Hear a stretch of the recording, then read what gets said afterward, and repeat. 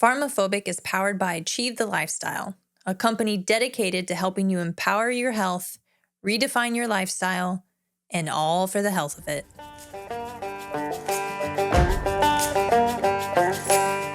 You're listening to PharmaPhobic, where we challenge the state of health in America. I'm Janie, a physician assistant, and I've seen how healthcare keeps people dependent instead of truly healthy. And I'm Dan, a veteran turned fitness pro here to uncover the truth and explore simple and sustainable health solutions. From big pharma to big food, we're exposing the conflicts of interest keeping us sick and finding better ways to take back our health. No fluff, no gimmicks, just real talk, real solutions, and a little bit of fun along the way.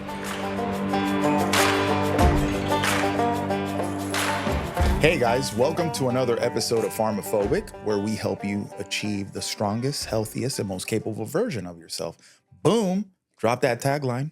Janie, how are you doing it? I'm doing well. How are you? I'm always good. Get another chance to talk to people about health and longevity and wellness and how to get there long-term, sustainably. You see what I'm doing here? Sustainably, guys. Anyway, we have a health variety show for you, Oprah style, no Illuminati.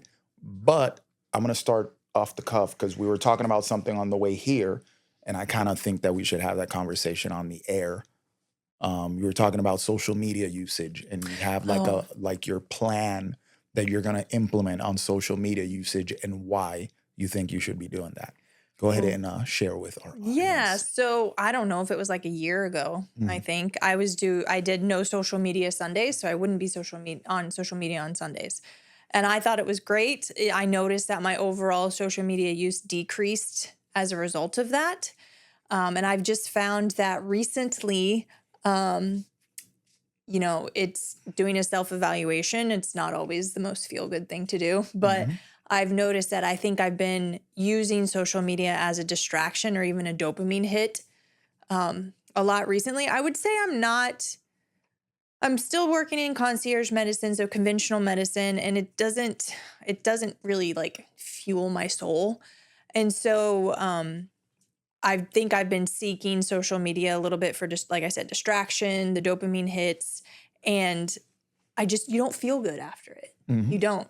And so I caught myself, I noticed it. I'm like, okay, I'm going to go back to no social media Saturdays. My friend Danielle does no social media on the weekends. I'm like, maybe I'll just do it all weekend, or excuse me, no Sundays, but why not just all weekend? And I think that it'll be useful because, like I said, with the dopamine hits, we start to rely on these very quick, bright, shiny things for dopamine hits. And then we stop getting that same effect from being out in the sun, spending time with friends, taking things that are really beneficial for ourselves.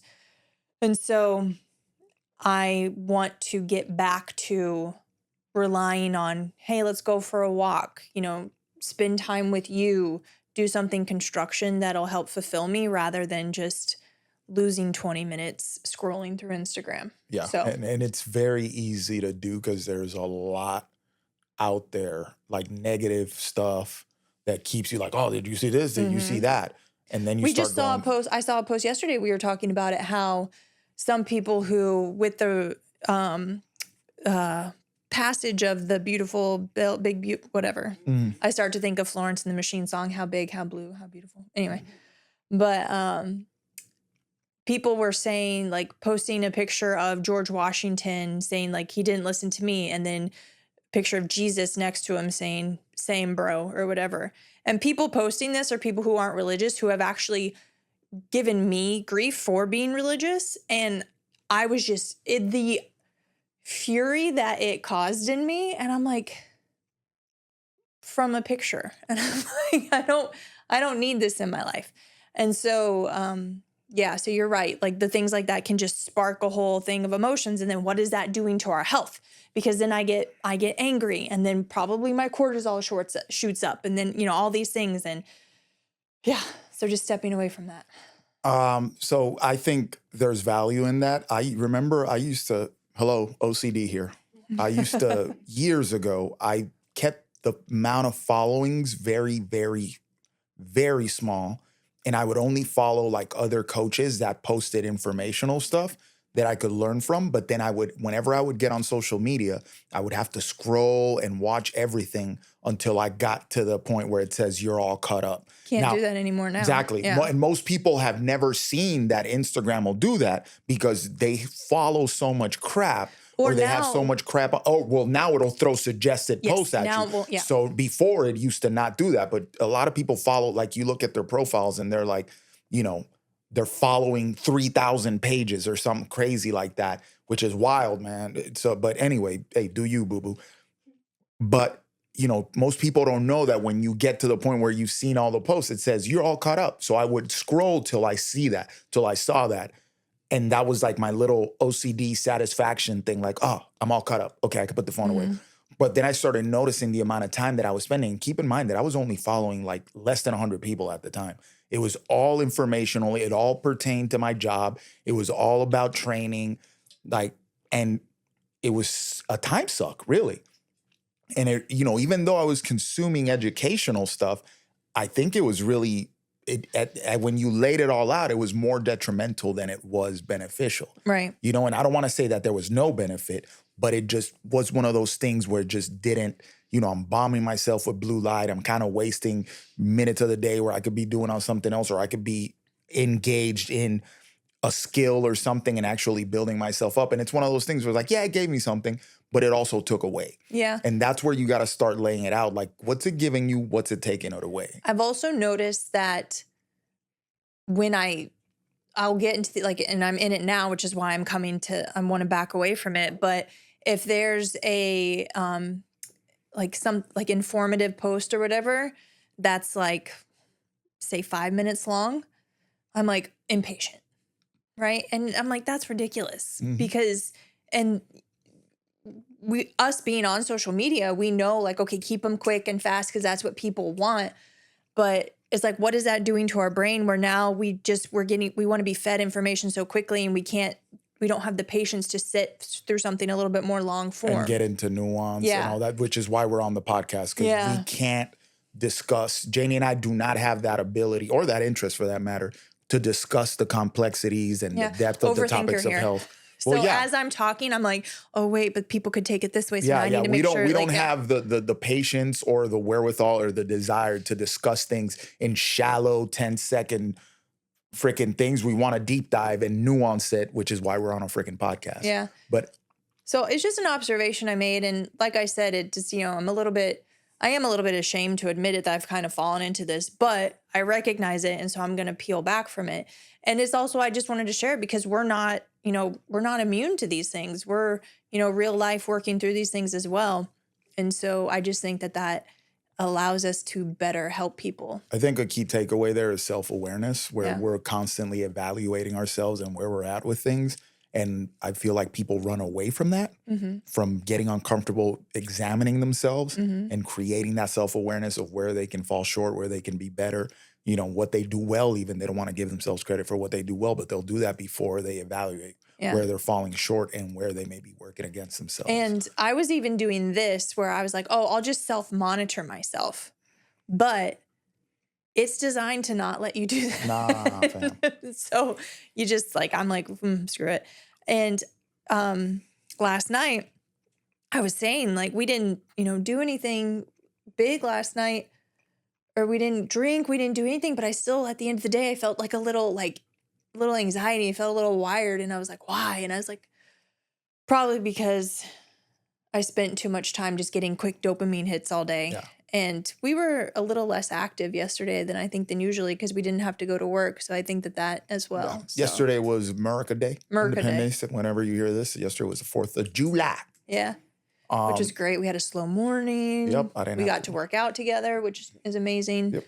Yeah. So. And then we chilled and watched some movies, just a recovery day after working out, which was great. And we ate some good food. We ate at home, some bison burgers, double decker. Yeah, nice with avocado and bacon on them. Delicious. And an egg. Sourdough buns. What? Excuse you? Anyway, but it's crazy that after having a recovery day like that you're feeling like you didn't. You know? And listen, tinfoil hat time with you guys. I think that social media when we lay it out, if we step outside of it, and I know that I'm coming at you through social media right now, you're watching this on YouTube or you're listening to us on Apple or Spotify, and you're gonna see clips of this on Is freaking podcast social Instagram. media? It kind of is. It kind of is, and you're gonna see clips of this on Instagram and TikTok and YouTube, wherever the hell I put them. What's TikTok? The Tiki Talkies? Oh, Oh, Tiki the Talkies. Tiki Talkies. Yeah. You're gonna see us there. And I know we're promoting ourselves through social media and we're getting this message out through social media. But I think that social media, if we could shut the internet down for 30 days, guys, I think we would be a way better society for it. Like mental health things would probably start attenuating themselves, like anxieties, depressions would probably start coming down a little bit, contention between people, division. I think a lot of that stuff is driven by social media. Now, you got to remember a couple things in social media. Not only are you consuming this thing without nuance, without context, it's like a little boop coming at you to get you to watch. There's bots, there's AIs, there's all these things planting information, quote unquote information into it. And then there's all these echo chambers and people are just swimming in echo chambers and just taking a look at what they want to hear. And they believe, you make this siloed view of reality and it's crazy. Our lives are much better when we spend more time out of social media than we do in social media. Period, point blank, the end. Can you get good stuff out of social media? Yes. Can you promote your business and build a business and make a lot of money on social media? Yes. Have people built, generational wealth off of social media? Yes. Like there's a lot of good stuff that comes with it, but it's also going to take away from you. Make sense? And if you're one of these people that you look at your little Instagram profile and let's say you have, 500 people following you, and then you're following 3,000 people, that's an issue, my guy. That's a problem if you're consuming that much social media. If you're one of those people, like you walk down the street and you walk out of your apartment or you're walking your dog or whatever, and you're scrolling, consuming social media, this is like, you want to talk about, I can't. Yeah. Like you're walking out in the wild, scrolling on your phone. You're crossing streets, scrolling on your phone. You're walking your dog, scrolling on your phone. You're walking around out to your car, scrolling on your phone. Forget about the tactical part of it where you could be walking out into danger and you're clearly not aware of what's happening because you're looking at your stupid phone. Like what, bro, life is out here. Yeah. Like life is not in the palm of your hand in this thing. It's out here. Yeah. So that's exactly what I'm saying. Like people are getting that dopamine hit and that sort of high and that pleasure from looking at their phone when they've desensitized themselves from being able to pull that same pleasure and dopamine hit from, the sunlight hitting their eyes, the breathing fresh air, being out in nature, spending time walking their dog, moving their body. Yeah, so that is an issue. I do have my phone right here. Don't judge, but I am on call again. Okay, so I do have to keep it on me. But I think it would benefit everyone to just take a step away. And I think that I have the advantage of being raised not on social media. I think it is harder for people younger than us who were raised that way. So it's harder for them to pull away from it. But I do think it's still worth a try. And for people, I don't know, I'm assuming that our general listening population is going to be our age so which means you probably have children, right? So talk to them about being on social media as much and everything. If I could like that. bottle up the 90s and sell it to people, be like, take this little drop of this and see how you feel, I think there'd be a lot less issues in the world. I mean, I just want to, I used to just spend all day on my bike, yeah, all day, just riding around. Like the way you hung out with your friends outside. Yeah. I don't know if I can do that in South Florida. And if somebody wanted to get a hold of you, they had to call your house. And maybe your parents like, get in here. Somebody's calling on the phone for you. And you run in there and be like, what's up, man? Yeah, we're outside, man. We're riding skateboards, bro. You coming over? With the cord of the phone because you just been messing with it. Yeah, 90s were lit. Yeah, they were. They were lit. No internet.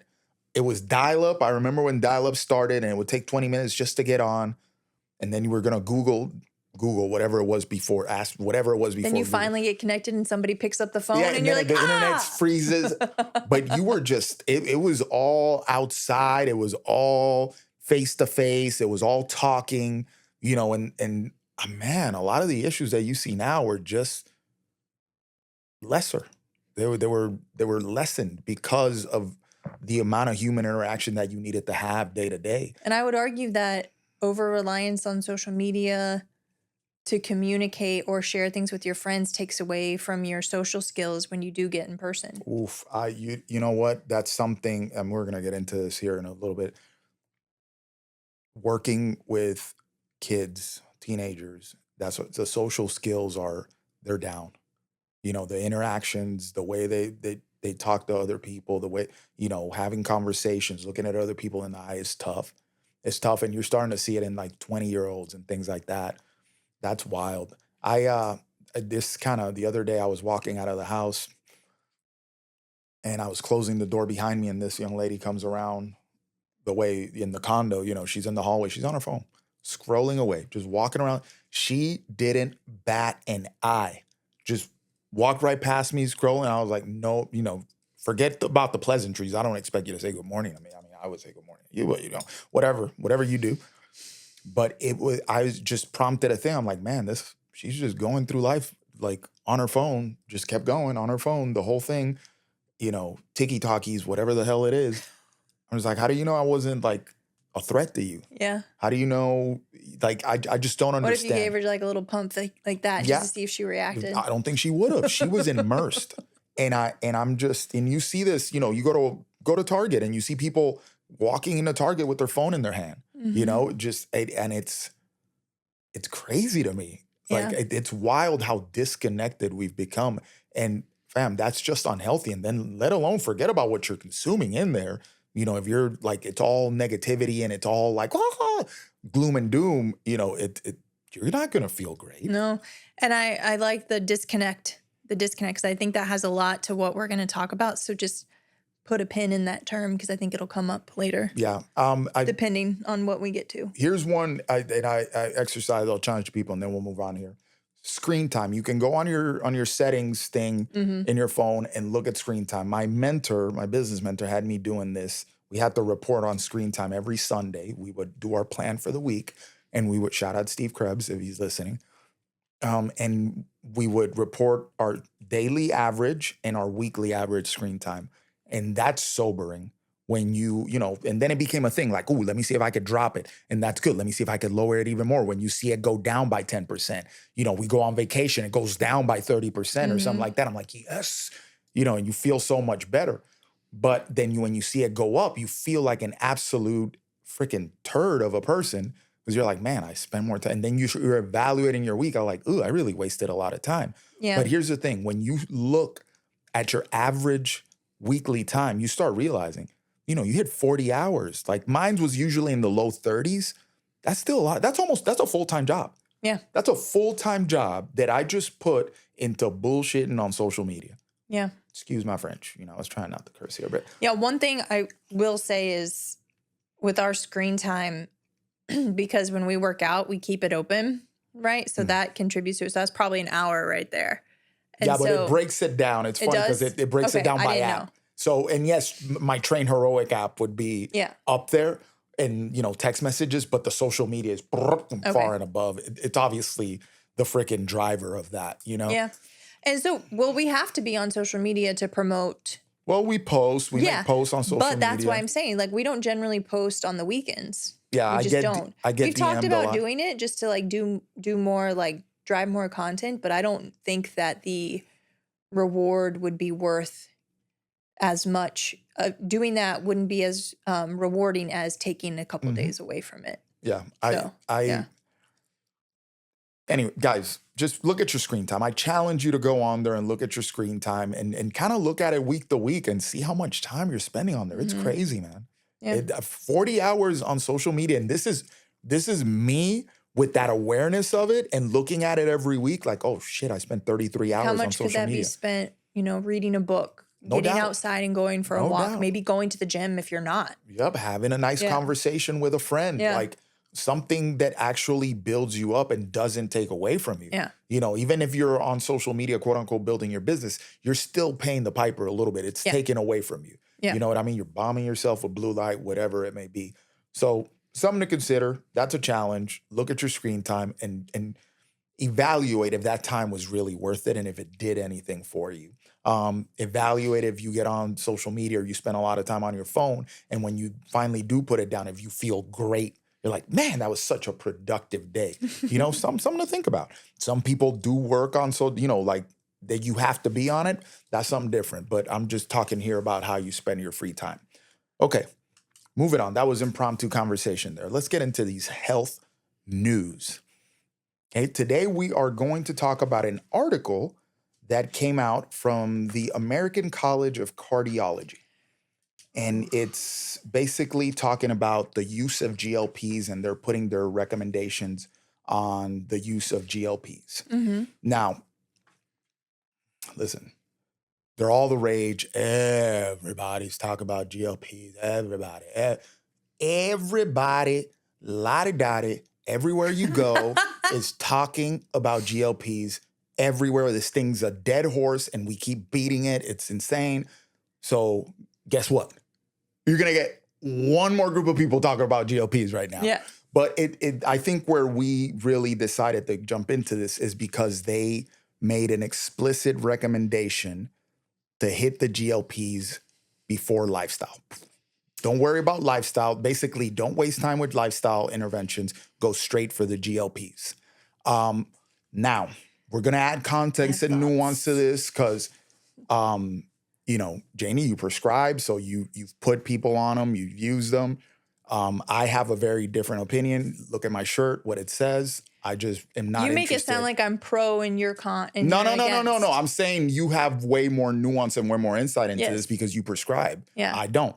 Now, I have this, you know, my experience with the GLPs are very, it's not a third person thing because I interact with a lot of people that have been on them. And this goes back years now that I have these firsthand observations of what is happening in the space. And then you have these firsthand observations from the medical perspective. You have you're observing from the stance of working out. So how the GLPs affect somebody working out and their ability to get through a workout and how to nourish themselves to work out. Yeah, and that's one that I see a lot. But more than that, I see how, you know, they change, and how, you know, the lifestyle conversation and how can we do this and that is a little bit harder because they don't feel optimal. Right. Does that make sense? Yes. So yes, performance in the gym changes, but their ability to do other things is also affected because they don't necessarily feel optimal, especially as they start running through the titration cycle where they're up ramping their use of it, their dose, that you really start seeing this. And then I've seen some erratic behavior as well. This was for one case of very erratic use of them where this person ended up sick for a couple of weeks and out of the gym because this person basically decided to dose themselves with a higher tier of GLP that was not prescribed to them, it was prescribed to their husband. And she felt a certain kind of way, needed to lose some weight, she thought, and just boop, hit herself with a little Mounjaro, and she messed herself up. Yep. You know, and it was like the third highest dose or whatever. It's like, it just crazy that she, at that moment, sees that as the solution to her little 5-pound issue. It's like, oh yeah, I'm gonna take this. And when I heard that, I was like, this is wild, man. We're in wild times right now when people are doing this. And I don't want to put her on blast because she's not young. Okay. She's not young. She's 80 years old. Yeah. The use of GLPs in those over the age of 65 is interesting. So I think a year ago I looked and they had not done any studies. Like the clinical trials to release the medications were only done up to the age of, I think, 60 or 65. And I've been saying they haven't done studies. I was like, there's been some time, so let me fact check myself. They have done studies, but the studies that are done show that there is an increased risk of migraines the older somebody is when they take GLPs. Also, the studies are limited in the facts that they do not assess, they'll assess just weight loss, but they don't assess muscle loss that the GLP will drive that's compounding natural sarcopenia and that effect. And what no studies have done that I've seen, because as strength coaches, we know I'm a strength coach by title, not by practice yet. Dan's both. So I just want to be honest about that. But with the education that we received for the strength coach certifications, we know what's lost at a greater rate than just muscle mass, muscle power. Mm-hmm. And then what are the harmful effects of that in an aging population? If you lose muscle power faster than muscle loss, and then a GLP is compounding the muscle loss, then that would drive the rate of muscle power lost. What does that do to the aging population in regards to falls, fractures, things like that? So let's talk about aging population where they're at to begin with. So if you're in your 60s, 70s, 80s, sarcopenia is a thing. What sarcopenia is basically age-related muscle loss. So your muscles are kind of going away as you age. It actually starts at age 35. Yes. Now there's a contention here that a lot of that may be driven by lifestyle. It's like you're not using it, so you're losing it. So if you're fairly sedentary, you're not lifting weights, you're not physically active, sarcopenia is going to set on earlier and it's going to set on more aggressively. And why? Because muscle is very expensive to maintain energy-wise, which makes sense. The more muscle you have, the more calories you burn at baseline, the easier it is to maintain a healthy body weight. Yeah, and it's very it's a luxurious, meaning, if you're fairly muscular, it usually, we're not talking bodybuilding levels here, guys. Let's put that into context, but it usually correlates with a higher level of function. So you get around easier, you can do more stuff, you have more access to the world, if you will, you're more physically capable. Mm-hmm. So of course it's a luxury to the body to be at a higher level of physical capability. Now, you could argue that a lot of this early onset sarcopenia that people are experiencing is because they're sedentary. We know, I've heard statistics the other day, we don't know if this is accurate, but by looking at our population, we can assume that it kind of is, that only 4% of the population, of the adult population, is actually in the gym. That actually goes to the gym. Forget about if they're doing the right thing or the wrong thing, if they're training smart. 4% of the adult population walks into a gym fairly regularly. That's wild. Yeah. So imagine 96% of adults are not physically active, so they're all going to deal with sarcopenia. That's funny because that is in line with the stat that 96% of adults are not metabolically healthy. And there you go. There's a lot of correlation there. And listen, we can argue about whether you're doing the right thing or not, because we see people in the gym that are there all the time, but they're not, they're kind of spinning their wheels. Completely different. At least they're in there. They're part of this 4%. Now, so that means that this 90-some% of the population is going to get hit with sarcopenia if they never make it into a gym earlier, and it's going to be, worse. Now, we end up gaining weight because we're sedentary, whatever it may be. We're going to hit the GLPs. We're dealing with sarcopenia already. And then you're older. So you're in your 60s, you're in your 70s. We're going to throw that GLP on top of this accelerated sarcopenia that you're already experiencing. Me personally, I don't think that the muscle loss side effect of the GLPs is because of the GLP medication itself. Oh, yeah. I think it's because of the severe caloric deficit that people enter when they start titrating up in the GLPs. Correct. What are we talking about here? It's not uncommon to hear of people, that when they tell you what they ate in a day because they're simply not hungry, you're looking at 500, 600, 700 calories, maybe 800 calories in a good day. I ate half a sandwich. I ate one hard-boiled egg. I had a protein shake, and that's my day, type of thing. This is not uncommon. Or this badge of honor to not be able to eat all day until lunch or dinner that the GLP has now given you more of the ability to do. I have too much nausea to eat something. So even if I try to eat, I'm nauseous, so I can't eat. And this happens when they're like ramping up a lot. I've ran them all, heard the whole gamut. Now, I guess what we're trying to get at here is that, this stuff is helpful to a lot of people, but there's another side of things that we need to look at. This is where the nuance starts coming in.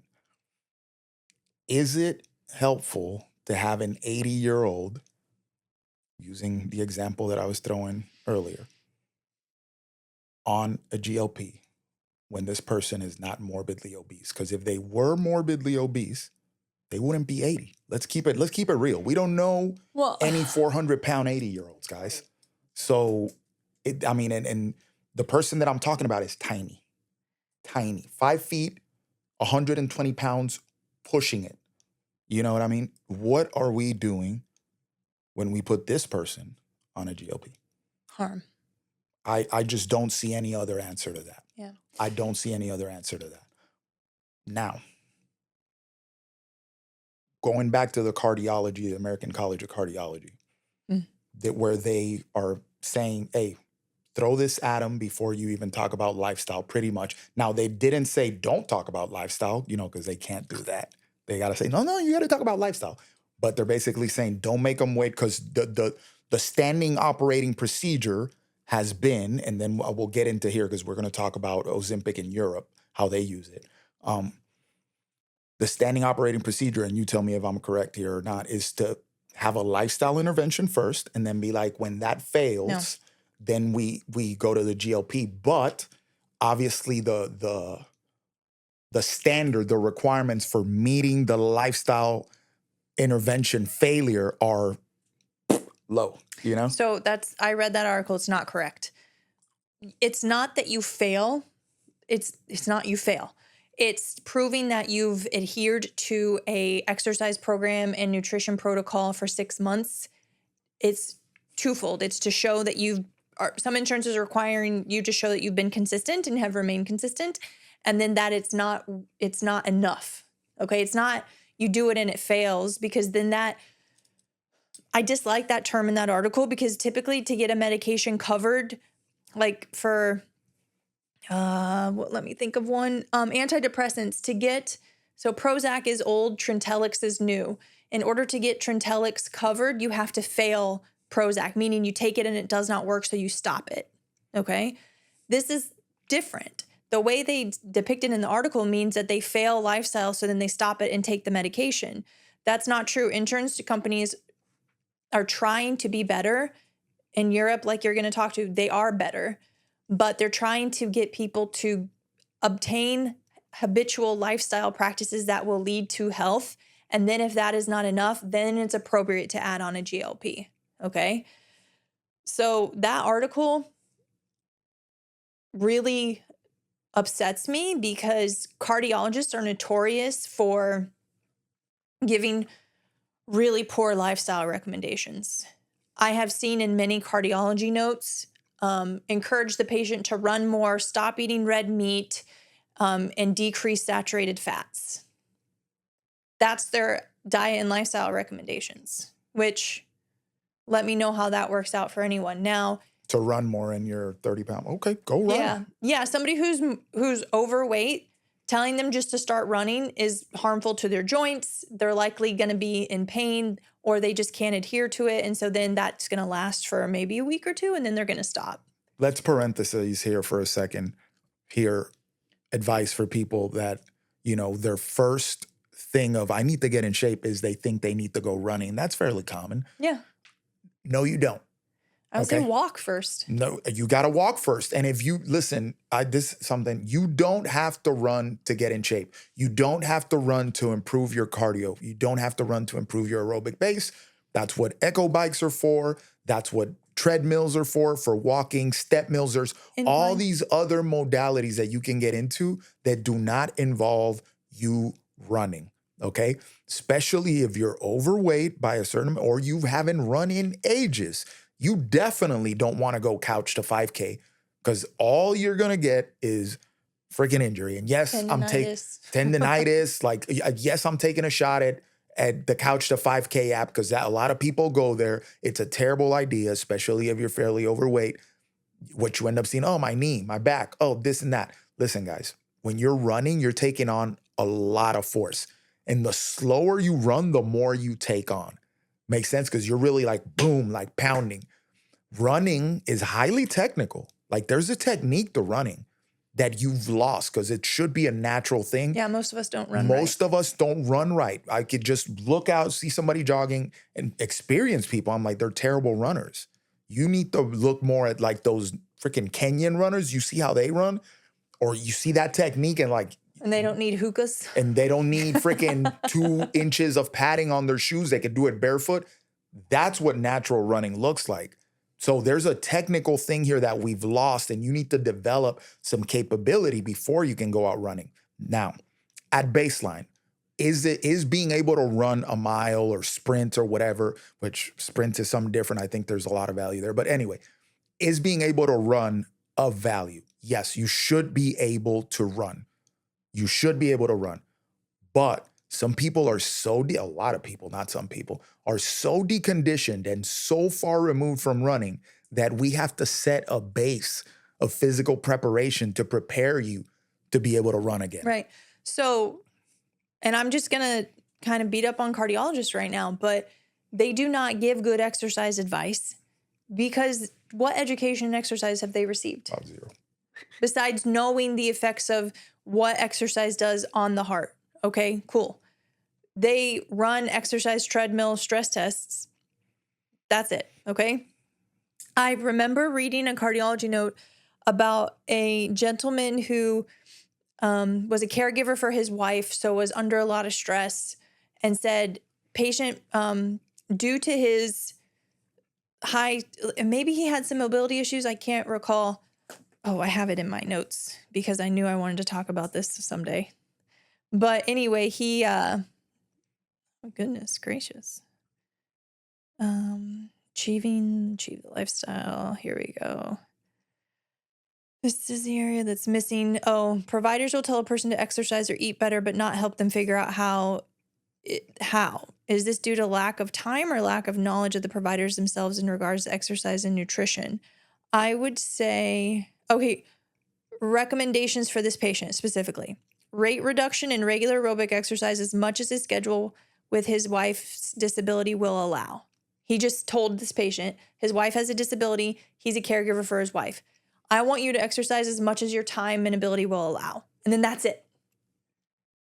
That's it.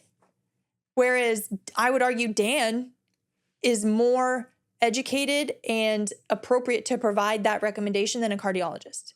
Because if I was caregiving for a loved one and somebody said, hey, you need to exercise more as much as time will allow, how do I optimize my time? What do I do in that time that I have? I don't have much time. So am I supposed to do a 10-minute run and then that's it? Because that's all I have time for. Or would I be better doing some sort of Tabata or weight training thing if all I have is 10 minutes, right? Mm. And Dan and I know, especially in the older population, how many times do you need to strength train? 1 to 2 times a week. Yeah, 1 to 2. Yeah, I think 2 times for the entire population of 96% of people that are not even going to the gym. Strength training 2 days a week would yield so many returns. Yeah. So medical providers across the board do not have education in exercise besides 150 minutes. And I talked about this on my podcast with Danielle's podcast. 150 minutes of moderate intensity exercise or 75 minutes of vigorous exercise. What do you, if you were not a personal trainer, say you were a conventional doctor, what's moderate activity?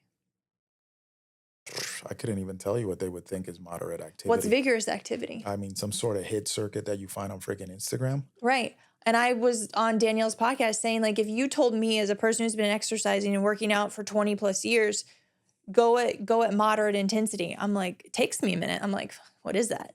You know? Well, and not only that, but I mean, I'm not talking about moderate weights. That's easier to do. I take my 1 rep max. I understand the percentages, but I'm talking about perceived effort. Yeah, well, and some people are so deconditioned that warming up is Yes. already a crazy effort. Exactly. So if you have these cardiologists who aren't well versed in giving exercise recommendations, their dietary recommendations are crap, because I just did a post on this about we naturally produce GLP in our small intestine, GLP-1, naturally. How do you promote it? I guarantee you most medical providers do not know how to promote it. But yet they're going to tell somebody you need to exercise and you need to eat better. And if that fails, here's a GLP. Mhm. I don't think you should be able to recommend a medication if you don't know how to naturally help the body achieve those benefits without the medication. Does that I said that Especially weird? something like Yeah. this that it's really, I mean, it's so strong. You know what I mean? Like this stuff it has an effect. There's a It, big argument that the conventional doses are too high, and I really agree. yeah, and you see a lot of like the concierge, the higher end doctors that people work with very exclusively that have a scope practice of one. They do whatever they want. They really microdose this stuff a lot, and they seem to be So getting great results. that's going to be if you have the money, Yes. because microdosing cannot be done through your insurance nor at Yep. conventional You're pharmacies. paying. You have to go to a compounding pharmacy, you have to pay for it, and the FDA is coming down hard on compounding pharmacies to get people to stop getting the GLPs from there and only from Yep, and conventional. pay the $1,500 a month Yeah. for it. So, and here's the thing: these people that are very exclusive. Again, these Time are out. Actually, I just remembered something. Insurances now are so the pharmaceutical company, they're having with the GLPs, they're giving people discounts for cash pay. However, if they don't fill appropriately, say they lag behind filling for 2 weeks, because some people will try to stretch out their GLP dose, like dose every 10 days instead of 7, or maybe take a little bit less of a dose if they have the ability to self-titrate the pen, or if they pull it from a vial. If they don't fill it appropriately, they'll stop covering it because they don't want people to save money and stretch out. Sorry, oh that was a new thing that I just realized because I oh had a rep come in and I was like, they want you to hit those big doses consistently, so you yes. pay those freaking $1,500 Yeah. every month. And so the fact that, so getting back, because I know we're going off on this, but the fact that the American College of Cardiology is saying lifestyle doesn't work, use GLPs, and then Wait, continue. let me be fair here. They're not necessarily saying it doesn't work. They're just saying, hey, no need to start with this. Go straight for the Just saying it GLP. doesn't work. Well, they say down the road, like, no, lifestyle should still be a thing, CYA type of. Yeah. However, I think that we need to look at the quality of the recommendations these specialists or even general practitioners are giving before we make that call. And I read an article, 3 new weight loss drugs coming down the pipe. Yeah, there's a bunch of peptides that are coming down the pipe. They're coming down the pipe because and I think they're from companies who are already making the Ozempic and the Everybody knows Mounjaro. semaglutide and trizepatide, but there's other stuff. 3 others in. coming out to compete with China has a weight loss drug coming out. Yep. And then there's another one, which I wanted to save that for a different podcast, but supposedly now they're going to come out with a stack where you get your semaglutide or tirzepatide or whatever, and then they're going to add this thing, which the name is escaping me right now, to preserve muscle. So supposedly you're just going to lose. Yeah. It's a weird. Now I can't. The name is escaping me, but it's supposedly they're going to Danielle and I were stack just the talking two. about it. So It's you're going to preserve muscle. So bodybuilder, wet dream coming up type of thing. Yes. I don't even want to get into what the long-term side effects of that could be. That does not, even though it sounds like, oh, it's a miracle to me. Look at my shirt. It sounds like a freaking nightmare. Yeah. I don't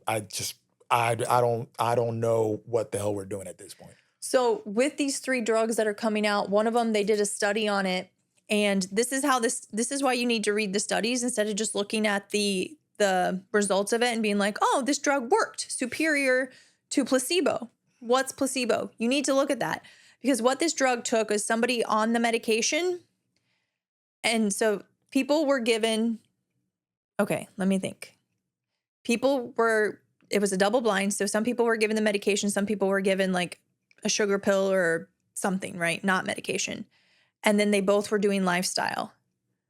And then they took away lifestyle and the medication. So after the cessation of the study, because they followed them for a year after the medication was stopped, they also took away the lifestyle and said more weight was regained. No, I'm not saying that right. Anyway, they stopped lifestyle. There's not a study that shows. They had both on. So one was the medication and lifestyle. The other one was just lifestyle. And then they took everything away. Yeah, and then they took lifestyle away from everybody. Yes. Yep. And then they said that more weight regained happened because of stopping the medication. But the thing is, there's no study saying what happens if you continue lifestyle without the medication. There's no studies of that. And so it's very alarming to me that we are not empowering people to optimize their health, but we're helping them to rely on medications. And then here's the other thing with it, with people 65 and older specifically, but even younger, is now insurances are covering the GLPs for coronary artery disease, sleep apnea. Yeah, they're really recommending it for a whole bunch of stuff. There's another one. I can't remember, but coronary artery disease, people can have it and be at a normal body weight, still get the medication. Sleep apnea, you could argue that the weight loss will help with sleep apnea, yes, but still people aren't learning how they got to where they are in the first place and how to correct that. They're just relying on a medication to bring them down. And now people who don't need to lose weight, especially the older population who maybe have coronary artery disease, get put on this medication. Now they're not fueling themselves appropriately. Now they're losing muscle strength and quantity at a faster rate than they naturally would. What does that look like in regards to falls, quality of life, the ability to still achieve their activities of daily living? You know what's something nobody's talking about? Bone density. If you're in that hypocaloric state, you're severe caloric deficit. Sorry, I implied that with falls. Oh, so falls, boom, break a hip because you're osteoporotic or your bone density is decreased. And the statistic, especially of women who break a hip, your risk of dying that first year after is quite high. And now we're talking, we're talking 10 years out. Like if you're on this stuff for a couple of years and we're talking 10, 20 years out, like where you're in this severe level of caloric restriction because you titrated up to this super high dose, again, that going back to the micro doses, the people that are, if you go to a conventional healthcare and they hit you with this, where the scope of practice is dictated by this higher medical group or whatever. And it's like, I'm going to put you on this dose, then you're going to come back a couple months later and I want to put you on this dose and we're going to go up to the highest dose, regardless of how you feel, regardless, of the weight loss, we're just going to titrate up. That's what we're doing. Versus you're paying out of pocket for some, very concierge-y, very exclusive medical provider that can do whatever the hell they want.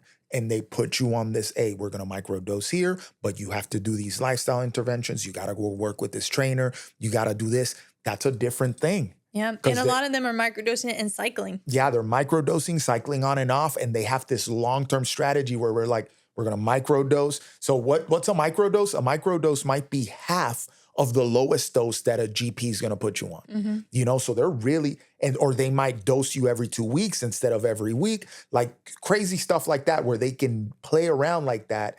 And then they're going to make you commit to these other lifestyle interventions. You got to eat a certain way. You got to eat here. You got to go to train here. We're going to track all that. That's something very different. And keep in mind that a lot of these people are paying a lot of money to work with these doctors or these health coaches or healthcare providers that are not working through an insurance. You go to your primary care, you're not going to get any of that. Well, you're still getting people who go through their primary care. Insurance isn't covering it, but they are very well off, so they don't care. They'll pay cash. Yep. Price. But they're not getting this. Like the people that are on Instagram touting the benefits of it are doing this exclusive Lamborghini thing versus you're going to get a Honda Accord at best when you go. But This is where there's a fine line, and I struggle with it because, like I've said on here before, I'm all for patient autonomy. Do what you want, right? Understand the risks, have informed consent. And so there are some providers who will, even though the patient is 100 pounds and they want to get down even lower, that they'll still give them the medication, but they document patient understands risks, understands that all these things. But they're like, the patient understands the risk, it's their body. I would really challenge providers, like, I, I don't know how to say it, and I have some morals. Like, understand that this could be causing harm. Have some integrity with your license of, hey, I understand patients can do what they want. And yeah, but I think that the risks outweigh the benefits of this medication. Sure, they can be on that medication, but it's not going to be my name on the script because I can't get behind that. And all too many times, providers, we've been just trained patient satisfaction. We don't want to upset patients. We don't want to get them angry. Give them what they want. When I would argue, you wouldn't give somebody who has a viral infection an antibiotic because you know that that's not going to help them and it could cause harm, but yet you're going to give somebody Wegovy who doesn't need it just because they want it. Or you're not going to give somebody 90 pills of oxycodone because we know what that causes, but yet you're going to, like, this is not different. And so we're becoming too people pleasing and we're losing the integrity of medical care. And that is worse than conventional medicine or concierge medicine. But it's hard because, yes, I want people to, have autonomy. Like I said, I want them to be able to make choices on their own. But we have medical license for a reason. We go for training for a reason. And we are also not educated in other things that we can do to help with patients in regards to their lifestyle instead of GLPs that will bleed across to other areas of their life. You know how beneficial it is to go to the gym, or even, you can stay at home and work out, excuse me, and get regular strength training. That gives you mental benefits. That gives you other health benefits. That gives you emotional mental benefits. We're not just talking about looking a certain way. We're talking about feeling a certain way, operating a certain way. The BDNF, the brain-derived neurotropic Yeah. factor, your brain works better when you're working out. Forget about losing weight. Forget about being stronger and more capable, because obviously all that shit is good. You operate better as a human being when you are working out consistently. Yeah. And I'm not talking about doing 25 workouts a week. I'm talking about 2, 3 workouts a week. Yeah. And walking and doing very low hanging fruit type stuff. You know what I mean? And when you eat, you nourish your body accordingly. There's no arguing with the fact that this stuff works and it does more for you than just looking a certain way or reading a certain number on the scale.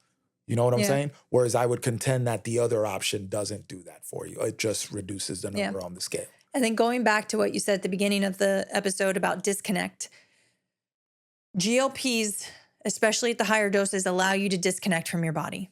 You no longer feel your hunger cues. You don't even, the medication's helping you feel full. So your satiety cues are, being hijacked by the medication. You're disconnected on how to appropriately nourish your body. And to me, what happens when that medication gets taken away, either because of supply, insurance, or you don't want to be on it anymore, you develop side effects that you can no longer live with. Yeah, like that nausea. Like people that have come off, they're like, the nausea is too much. Now you don't understand what to do when you're hungry. You don't know what it's like to feel full. You are disconnected from your body. How are you supposed to appropriately nourish it then? So let's think about this, because they use this a lot, the food noise conversation. And that's a whole rabbit hole that we can, because we'd have to talk about ingredients in food and, balancing macronutrients and all this stuff to kind of attenuate. But people say the food noise goes away, right? Because they take that so it's easier for them to say no to stuff.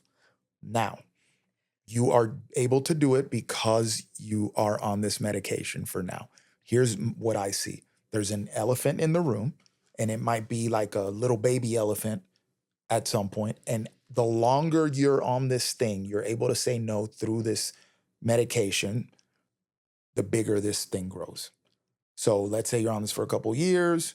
You never did any addressing of the lifestyle, which people are going to be more likely to not do because they're getting the reward they wanted without addressing the lifestyle. Even though some people say like, no, it jumpstarts people. Listen, some people get jumpstarted. A lot of people don't. They're just No, carry it does on without not it. jumpstart people. The studies are all long-term use. There's no conventional study out there They're all supporting short-term to use. jumpstart. Yeah. They weren't long-term studies because they brought this medication out too quickly, right? But they support long-term use. Yeah. The only medication to jumpstart is phentermine. It's the only medication used to jumpstart, and that's used for 3 months max. And that's just a straight appetite suppressant. That's all that is. So, my thing, what I see, what I picture here is, elephant in the room, and it's growing and it's growing and it's growing. The minute that medication gets removed, if you didn't do any of the lifestyle learning stuff on how to deal with hunger cues, how to deal with temptation, how to deal, implementing discipline, getting to the gym, if you didn't do any of that and you just took your meds like a good person and watched your weight go down on the scale and you didn't do anything else, which, listen, that's a big proportion, a big group of these people. The minute that thing gets removed for whatever reason, it gets too expensive for you. Now it's $2,000 because that's coming, guys. That's coming. This thing's going to get more expensive. Insurance doesn't cover it anymore. There's another shortage in supply. We're at war with somebody in the freaking Far East, and now the ships ain't coming in. Whatever it happens, you remove that, what happens? Do you just go right back to where you were before, where there's no awareness of how to eat, there's no awareness of what to eat, there's no measures in place to keep you from going off the rails, that's a problem. So what's going to happen? You're going to rebound hard. Right. And now you have way less muscle. You have basically a slowed down metabolism type thing. So you're going to rebound hard. So if you went on it to lose 30 pounds, you might gain 40, 45 pounds back. Being just throwing numbers out there. Yeah. Go ahead. I'm sorry. No, go. I was listening to a presentation in Unconventional Collaborative from a dietitian. I think she's Embodied Nourishment on Instagram. She broke this down very well. Our body does not understand us going on a diet versus scarcity of food or a famine or whatever. Okay. And so say you're eating 1,100 calories. That is below your metabolic demand for the majority of people. Okay. Would you agree? Yeah. Your hypothalamus is in your brainstem. Your brainstem, you can't control that. Try to hold your breath, right? Your brainstem's going to be like, nope, sorry, you're breathing. And so your brainstem is like, we need food, we need food, we need food because we are starving. Prefrontal cortex is where the willpower is. You can override this. You cannot override the brainstem. Okay. So willpower will not win if you are not appropriately nourishing your body. Now, do you need to be at a caloric deficit to lose weight? Laws of thermodynamics? Yes, but it's not the caloric deficit that you think.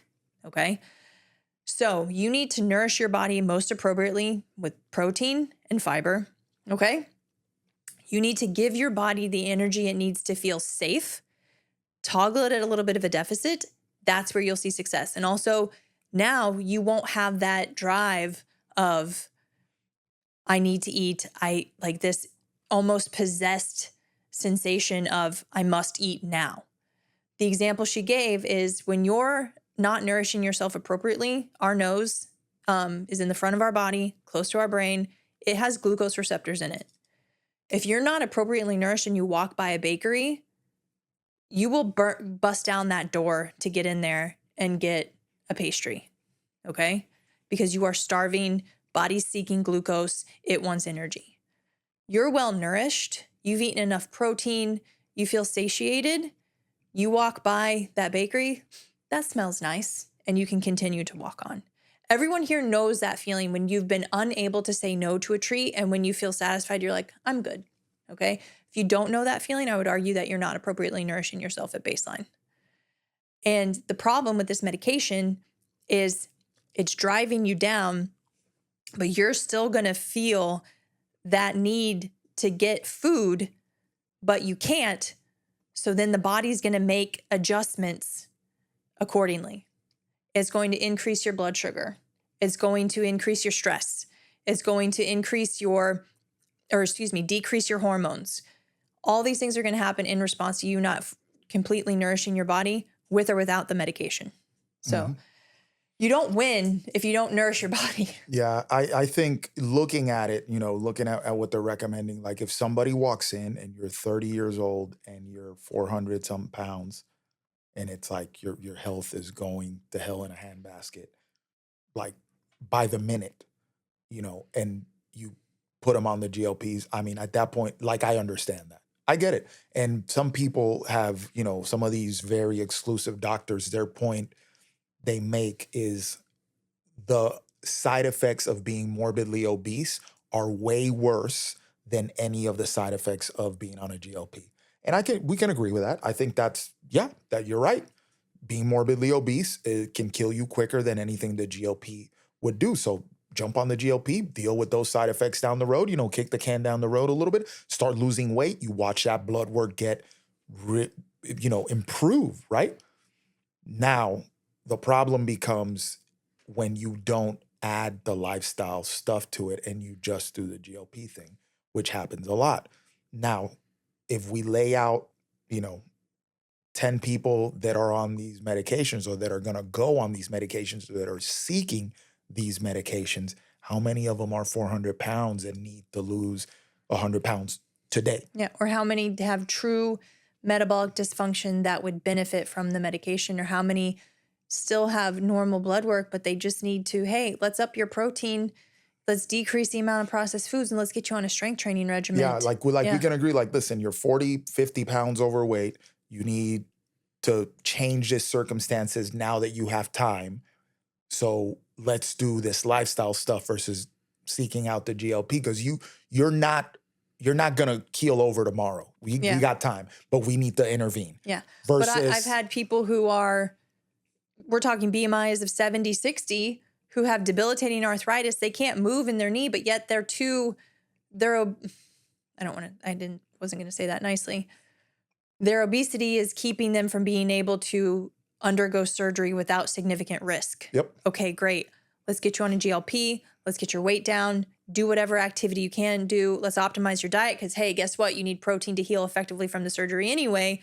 Now you get the surgery. You have a new knee. You can move, right? Yep. I understand it in that regard. But purely just to help somebody lose 5 to 10 pounds when they just say, hey, I'm doing everything, or but 20 to 30 to that. I mean 20, 30, 40, I would say it's like, when we're saying, let's lay it out. We're not saying don't ever take this stuff. no. We're like, there's circumstances, that 400-pound person that might keel over tomorrow. Be like, whatever obesity is doing to you is going to be way worse than whatever the GLP does to you. So take the GLP now. Let's get this thing. Let's start reversing this ship immediately. Yeah. Type of thing. It's like pulling an e-brake and doing one of those Fast and the Furious drifting turns. But the body has the ability to produce GLP. Let's work on optimizing that either before the medication, in concert with the medication, or after use of the medication. So then your body can take over. And guess what? You don't need to be reliant on a medication. Yeah. And I think, this message is really for people that are hyper focused on receiving this medication and being on this medication and what it's doing to the scale. And people that only see this medication as their only way out, because this is what Big Pharma, I'm telling you that Big Pharma, Eli Lilly, and all these companies, what Novo Nordisk, and all these companies are going to $1 trillion valuation on the back of these medications. And if they get Medicaid and Medicare to pay for them, forget about it. They're going to make $1 trillion plus. So what am I trying to say here? Lifestyle, you're always going to be, you're going to have to come back to lifestyle. Yeah. Okay. So whether you do it before or you do it after, you're always going to come back to lifestyle. There is no scenario long-term where you just pop your little shot and you don't pay any attention to lifestyle and you get long-term health. You will have to pay the piper at some point. Okay. Lifestyle interventions should never be off the table. Agreed. I like what these people were saying, like, yeah, we're not saying don't do that, but throw that to the side, go immediately for the GLP. I'm like, if you're 400 pounds and you're morbidly obese and you might have a heart attack tomorrow, sure. But for the average person that's seeking these meds out, that is not the case. Yeah. And listen, if you already jumped on it and you're on the stuff, cool. Let's get on this lifestyle too now. Let's take advantage that you lost a little weight and you feel a certain kind of way, and let's get on this lifestyle. Now, it's going to be, adopting a healthy lifestyle. I put this post up this week on our page that basically I was saying getting to the gym is the easiest part of the journey, right? Yes. As hard as getting people into a freaking gym is, that is the easiest part of a health transformation. I dare you to argue with me on this. Getting people to work out and sweat and, ooh, I feel so good. That's the easiest part of it. Getting people to say, you know what? I'm not going to drink 4 days out of the week. Getting people to say, you know what? I'm going to actually start cooking my own food at home. Getting people to say, you know what? I'm going to get off this stupid ass Instagram and I'm going to go to bed. I'm going to monitor my relationship. I'm going to stop hanging out with this person that every time I hang out with her or him, I just feel like dookie. I want to stop getting people to do all that stuff that has a clear impact on their health is way harder than getting people to lift some weights and putz around in the gym. So get on the lifestyle, okay? You lost a little weight, you take your victory, do your little victory lap, now get on the lifestyle. That is an uphill battle. When you're on a GLP, I'm going to argue that it's going to be a little bit harder because your hunger cues are messed up. You're not going to be able to get the adequate amount of protein. Your energy might not be there to work out properly.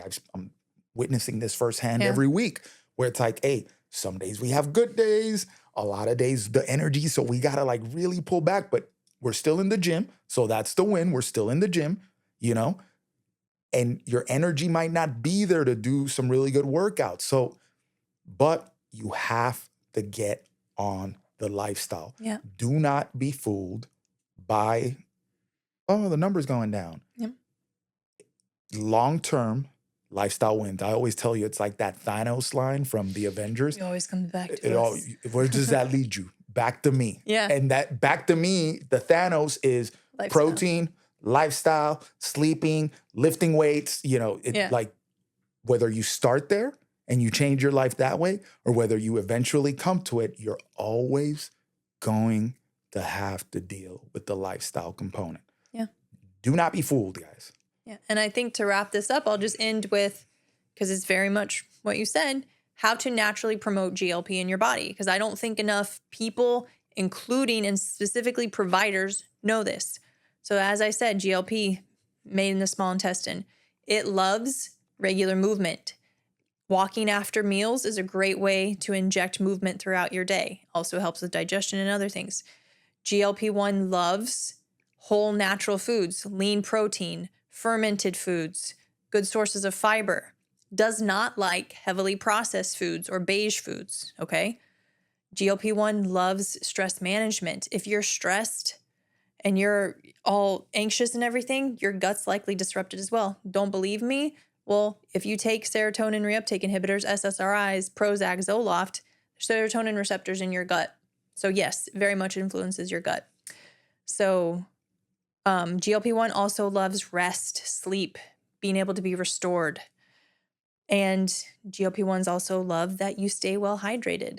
And I would argue that if you're doing all the things, I am managing my stress, I'm eating enough protein, fiber, fermented foods, I'm sleeping, but I'm still not seeing the results I want, might be worth getting your gut checked. Because if there's an imbalance in your gut, just because modern day life is chaos, then let's take a look at that. Now, our business Achieve the Lifestyle, I do have the ability to facilitate people getting GI maps, which is a great test to assess your gut microbiome and to see, are there some things that we can do to optimize your gut so that way GLP-1, hormones, everything else can function more optimally. Shoot us a DM at Achieve the Lifestyle on Instagram, not on the weekend. No, I'm kidding. Do it on the weekends. Or email us at info@achieve-the-lifestyle. We'll see if we can get you set up with that if needed, or I can just, make further recommendations of things to do first. Or if you just want help, those things that Dan listed off, then I listed off, like, hey, I understand I need to do it. I just don't know how to fit it into my lifestyle. That's great. We can help you work that in. Yeah. And this is, man, we didn't cover any of the shit I had laid out. No. We went on the first topic and then that was it. So, hey, that's more content for a later podcast. I have a firsthand experience with people taking, the medications, and not only those medications. I train a lot of older people, so I'm working around a lot of Yeah. stuff, statins, blood pressure, and I love it because